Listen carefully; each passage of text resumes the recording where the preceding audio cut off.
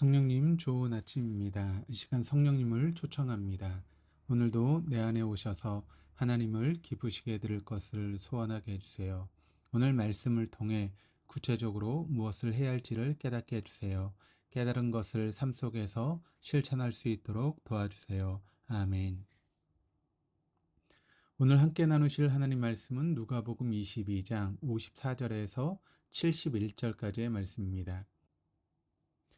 오늘 묵상할 본문인 누가복음 22장 54절부터는 베드로가 주님을 부인하는 이야기입니다. 끝까지 주님을 따르겠다고 호언장담하던 베드로가 안타깝게도 3번이나 주님을 부인하고 배반했다라고 하는 사실은 우리 모두에게 주는 교훈이 매우 큽니다. 먼저 베드로가 왜 실족하게 되었는지 그 원인을 성경 본문에서 찾아보겠습니다. 베드로의 실족 원인 첫 번째로 그는 예수님의 곁에 있지 않고 주님과 거리를 두고 멀리서 따라갔습니다. 54절입니다. 예수를 잡아 끌고 대상의 집으로 들어갈새 베드로가 멀찍이 따라가니라. 아마 눈에 띄지 않게 하기 위해서 또 자신은 발견되지 않기 위하여 안전거리를 유지한 것입니다.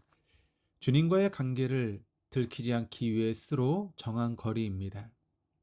오늘날 많은 그리스도인들이 예수를 믿는 태를 내지 않기 위해서 아니면 왜 그렇게 극성스럽게 믿느냐는 그런 말을 듣지 않으려 하거나 남들에게 지성적으로 보이고 싶어서 일반 사회에 손가락질을 받기 싫어서 적당한 거리를 유지하려는 경향이 있습니다.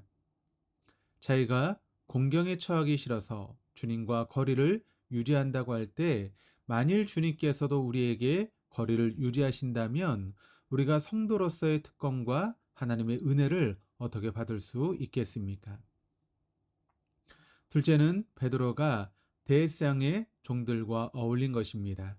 55절에서 56절입니다. 사람들이 뜰 가운데 불을 피우고 함께 앉았는지라 베드로가 그 가운데 앉았더니 한 여종이 베드로의 불빛을 향하여 앉은 것을 보고 주목하여 이르되 이 사람도 그와 함께 있었느니라 하니 예수님은 안에 끌려 들어갔고 이 일에 가담한 대상들의 종들이나 집안 사람들이 뜰 한가운데 모여 그날 밤에 일어난 일들을 이야기하고 있었습니다. 베드로가 하필 그들 틈에 끼어 마치 자기도 그들의 일원인 것처럼 보이려고 그 가운데 어울렸던 것입니다.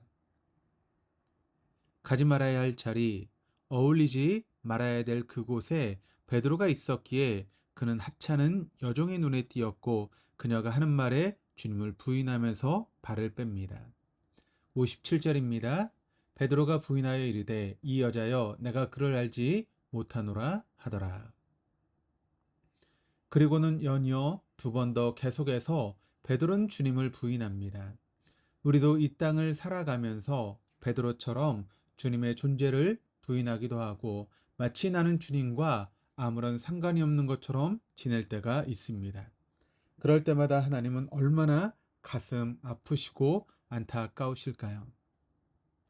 베드로가 3번째 주님을 부인하는 그 순간 닭이 울었습니다. 60절에서 62절까지의 말씀입니다. 베드로가 이르되 이 사람아 나는 내가 하는 말을 알지 못하노라. 아직 말하고 있을 때 닭이 곧 울더라.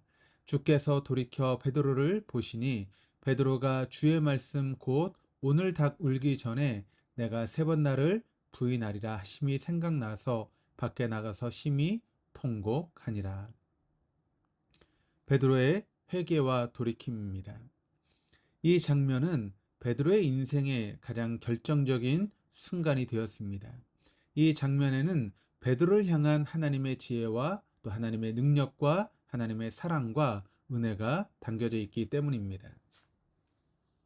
예수님은 베드로에게 등을 돌린 채 신문을 받고 있었습니다. 그러나 베드로가 무슨 말을 하고 있는지 다 알고 계셨습니다. 베드로가 3번이나 예수님을 배반하고 부인했을 때 예수님 베드로를 내치고 다시는 그를 쳐다보지도 않으며 이제는 내 제자가 아니라고 할 수 있었지만 그렇게 하지 않으셨습니다. 그것이 은혜입니다. 우리가 주님께 대하는 대로 만일 주님이 우리에게 대하신다면 아마 우리는 살아남기 어려울 것입니다.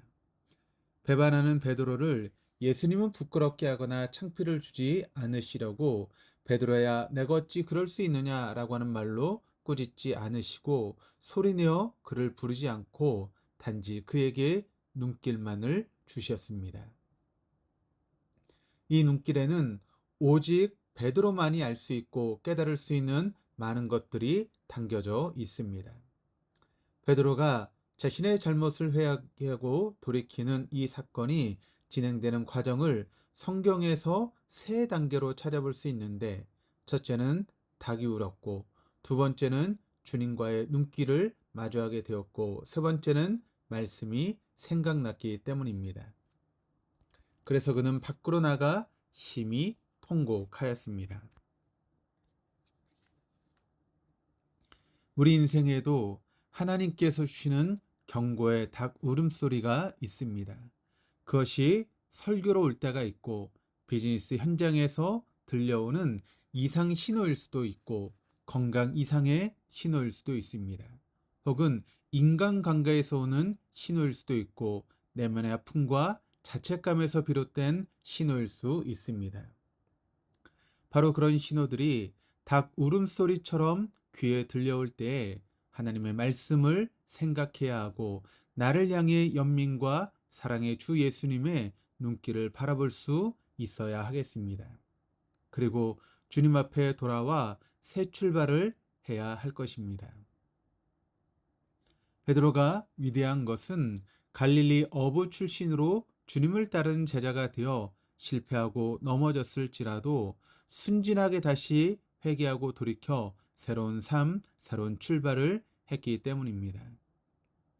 우리도 베드로처럼 연약한 육신과 좋지 않은 습관을 가진 부족한 인간들입니다. 그래서 오늘도 주님 앞에 나와 간구합니다. 주님, 시험에 들지 않게 하시고 연약하여 넘어질지라도 돌이키고 일어나게 하시고 다시 주님의 제자의 길을 가게 하옵소서.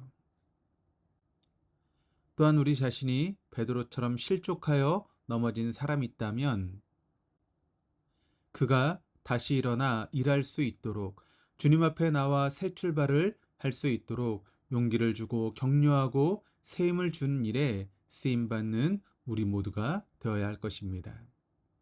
기도하시겠습니다. 하나님 아버지, 가장 가까이 지내던 제자 베드로가 세 번이나 주님을 부인했을 때도 그에게 회개할 기회를 주시고 다시 받아주신 것을 감사합니다. 베드로가 했던 배반을 우리는 하지 않게 하옵소서. 때론 우리가 베드로처럼 실족하여 넘어지고 주님을 부인하게 될 때에는 닭 울음소리로 경고해 주시고 되돌이켜 회개하게 하여 주옵소서. 어려운 시기에 주님의 말씀이 생각나게 하시고 주님께 돌아와 주님의 은혜를 입게 하옵소서. 어떤 상황에서도 예수님은 하나님의 아들 나의 구주이심을 부인하지 않게 하옵소서. 감사드리며 예수 그리스도 이름으로 기도드립니다. 아멘.